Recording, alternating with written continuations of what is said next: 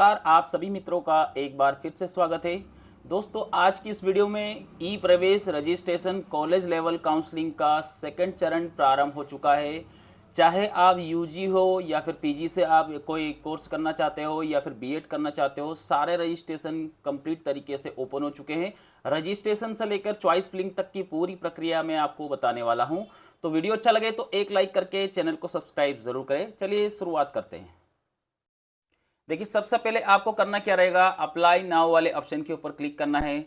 जैसे आप यहां पर क्लिक करते हैं तो आपके सामने पात्रता खुल जाएगी। आपको जो कोर्स करना है, अगर आपको ग्रेजुएशन करना है मतलब 12वीं के बाद में अगर ग्रेजुएशन करना है तो ये वाला ऑप्शन चॉइस करेंगे। अगर आपको पीजी करना है तो सेकंड वाले ऑप्शन के ऊपर क्लिक करना है। बीएड करना हो तो एनसीटी वाले कोर्स इस वाले ऑप्शन के ऊपर क्लिक करना है। जो भी कोर्स आपको करना है यहाँ पर देख सकते हैं।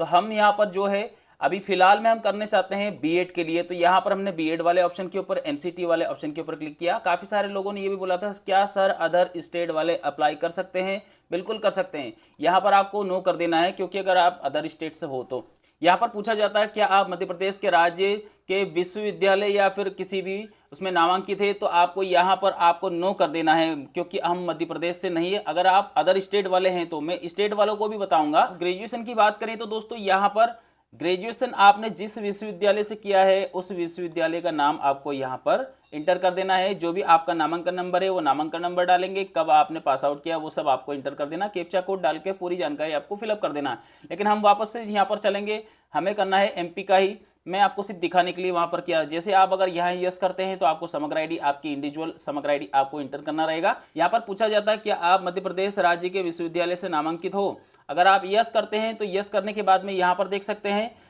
स्नातक विश्वविद्यालय कौन सा है, कहाँ से आपने ग्रेजुएशन किया था, ग्रेजुएशन से कर रहे हो या फिर पोस्ट ग्रेजुएशन जिससे भी आप कर रहे हो उसकी जानकारी आपको फिलअप करना है। मैं बीएड वालों की बात कर रहा हूं। अगर आप पीजी कर रहे हैं तो आप अपने अनुसार आपको फिलअप करना रहेगा।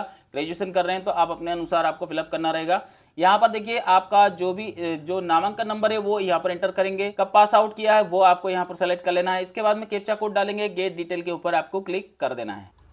अब देखिए आपका जो पूरा नाम है वो आपको यहाँ पर एंटर करना रहेगा। कौन सी कैटेगरी से आप बिलोंग करते हैं वो कैटेगरी आपको यहाँ पर सेलेक्ट करना होगा। इसके बाद में यहाँ पर अपना जेंडर आपको सेलेक्ट करना रहेगा। जन्म तारीख जो भी है वो आपको यहाँ पर सेलेक्ट करना होगा। जीमेल आईडी, मोबाइल नंबर दोनों आपको एंटर कर देना है। गेट ओटीपी पर आपको क्लिक करना है। जैसे आप क्लिक करते हैं एक ओटीपी आपके पास आएगा। जैसे आप इंटर करते हैं तो एक आईडी और पासवर्ड आपके मोबाइल पर ही आ जाएगा। अब देखिए बेसिक डिटेल की बात करें तो बेसिक डिटेल में आपका नाम दोनों जगह आपको चेक कर लेना है। मदर का नाम आपको अलग से टाइप करना रहता है, फादर का नाम आपको अलग से टाइप करना रहता है। जन्म तारीख आपको वेरीफाई कर लेना है। इसके बाद में जो भी जेंडर है वो आपको वेरीफाई कर लेना है। धर्म कौन सा है, इसके बाद में मैरिड अनमैरिड जो भी आपका जो भी है उसको आपको यहाँ पर वेरीफाई कर लेना। ब्लड ग्रुप क्या है वो वेरीफाई कर लेना। जीमेल आईडी, मोबाइल नंबर आपका जो भी आपने दिया है वो आपको वेरीफाई कर लेना है।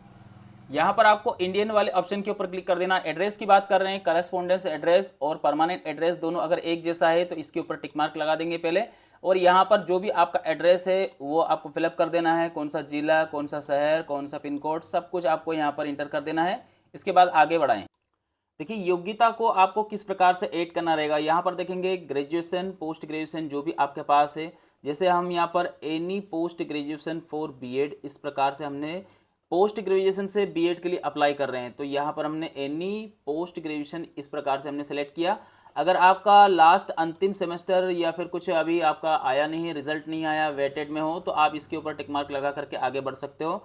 यहाँ पर जो भी आपका अंतिम सेमेस्टर वगैरह है ये आपको यहाँ पर सेलेक्ट कर लेना है। जो भी आपका सेमेस्टर में आते हो या फिर ईयरली आपकी एग्ज़ाम है वो आपको यहाँ पर सेलेक्ट कर लेना है। इसके बाद कब पास आउट किया वो आपको सेलेक्ट कर लेना है। जो भी आपका सब्जेक्ट था पोस्ट ग्रेजुएशन में, जो आपका सब्जेक्ट था वो आपको सेलेक्ट कर लेना है। इसके बाद में यहाँ पर नामांकन नंबर, कौन सी यूनिवर्सिटी से आपने पास आउट किया। यहाँ पर कुल प्राप्तांक जो रहते हैं, नंबर जो रहते हैं आपके जो मार्कशीट में लिखे रहते हैं, टोटल कुल प्राप्तांक कितने हैं और टोटल नंबर कितने हैं ये सब आपको इंटर कर देना है। परसेंटेज के ऊपर मेजर खेल रहता है। मैं आपको पहले ही बता देता हूँ, जितनी परसेंटेज ज़्यादा आपकी रहेगी उतना आपको यहाँ पर कॉलेज प्राथमिकता मिलती है। इसके बाद में यहाँ पर 7 नेक्स्ट वाले ऑप्शन के ऊपर क्लिक करके इसे सेव कर लेना है। देखिए रिजर्वेशन की बात करें तो रिजर्वेशन को आपको समझ लेना है। यहाँ पर आपकी अपार आईडी इंटर करेंगे। अपार आईडी नहीं हो तो इस लिंक से आप अपार आईडी को बना सकते हैं। आप मध्य प्रदेश के मूल निवासी हो, अगर आप यस करते हैं तो नंबर आपको यहाँ पर इंटर करना रहेगा। अगर आप इसे नो कर देते हैं तो ज़रूरत नहीं पड़ेगी। इसके बाद में अगर यहाँ पर आप नंबर डालते हैं तो यहाँ पर कब जारी किया गया, वो डिस्पोजल डेट जो रहती है वो आपको यहाँ पर डालनी रहेगी। जैसे आप क्लिक करते हैं तो यहाँ पर ऑटोमेटिकली पूरी जानकारी यहाँ पर पेश हो जाएगी। कभी कभी नहीं हो पाता सर्वर के कारण से, तो आप मैन्युअली उसे यहाँ पर अपलोड कर सकते हैं। कम से कम 100 KB की साइज़ होनी चाहिए, ज़्यादा नहीं होनी चाहिए। JPG फॉर्मेट में आपको यहाँ पर अपलोड कर देना है। अब यहाँ पर देखेंगे माइनॉरिटीज़ में अगर आते हो आप, हिंदू को छोड़ करके और कुछ हो तो आपको यहाँ पर यस करना होगा। अगर आप यस करते हैं यहाँ पर, तो यस करने के बाद में आपको उसको सर्टिफिकेट देना रहता है, वो तहसील से बनता है। ठीक है, यहाँ पर देखेंगे आपके वोटर ID कार्ड नंबर कुछ हो तो दे सकते हो, BPL कार्ड अगर आपके पास हो तो लगा सकते हो, नहीं हो तो इसे छोड़ देना। अगर आप किसी सरकारी कर्मचारी के पुत्र या पुत्री हो तो आपको यस करना होगा, नहीं तो इसे नो ही रहने देना है। इसके बाद में देखेंगे अगर आप OBC कैंडिडेट में आते हो तो यहाँ पर आपको नॉन क्रीमी लेयर, इसमें आपको यस कर देना है। ठीक है, यहाँ पर एमपीटास की प्रोफाइल आपके पास बनी हो तो आप यहाँ पर लगा सकते हैं, और नहीं हो तो इसे छोड़ सकते हैं। यहाँ पर जो भी आपकी इनकम रहती है, फैमिली इनकम, वो डालेंगे। जम्मू कश्मीर या फिर लद्दाख से अगर माइग्रेट करते हो तो यस करें, नहीं तो इसे छोड़ देना है। 40% से ऊपर विकलांगता में आते हो तो यस करना है, नहीं तो छोड़ देना है। कोई संदर्भ वगैरह में आते हो तो यस करें, नहीं तो छोड़ देना है। NCC प्रमाण पत्र कुछ हो आपके पास तो यस करें, यहाँ पर इंटर करना रहेगा। कुछ जानकारियाँ यहाँ पर आपको देनी भी रहती है, और अगर नहीं है तो इसे छोड़ देना है। 1 स्टेप प्रोसेस के बारे में आपको समझ लेना है। अगर आपके माता पिता सरकारी स्कूल टीचर हैं तो आपको यस करना होगा। अगर यस करते हैं तो यहाँ पर 1 स्टेप के अंतर्गत आपको अंडरटेकिंग का एक वो प्रमाण पत्र रहता है, जिसे हम बोलते हैं अनापत्ति प्रमाण पत्र, वो भी देना होता है। और अगर कुछ नहीं है तो आप इसे नो करके छोड़ दीजिए। यहाँ से इसे आप सेव एंड नेक्स्ट करके आगे बढ़ेंगे। अब देखिए डॉक्यूमेंट की बात कर लेते हैं। तो डॉक्यूमेंट में आपका फोटो और सिग्नेचर आपको 5000 KB तक अपलोड करना रहेगा। तो यहाँ पर फोटोग्राफ, यहाँ पर सिग्नेचर। अब बात करते हैं यहाँ पर नेम वेरिफिकेशन। नेम वेरिफिकेशन का मतलब होता है 10th की मार्कशीट। ठीक है, यहाँ पर आपको 10th की मार्कशीट अपलोड कर देना है। इसके बाद एलिजिबिलिटी मार्कशीट क्या होती है? एलिजिबिलिटी मार्कशीट ये होती है कि आपने एलिजिबिलिटी में क्या, कौन सी मार्कशीट को आप अप्लाई करना चाहते हैं, वो यहाँ पर अपलोड करना है। जैसे आपने any post graduation for B.Ed, तो आपको पोस्ट ग्रेजुएशन वाली मार्कशीट यहाँ पर अपलोड करना है। यहाँ पर आपका जो आय प्रमाण पत्र है वो इनकम प्रमाण पत्र को यहाँ पर अपलोड कर देना है।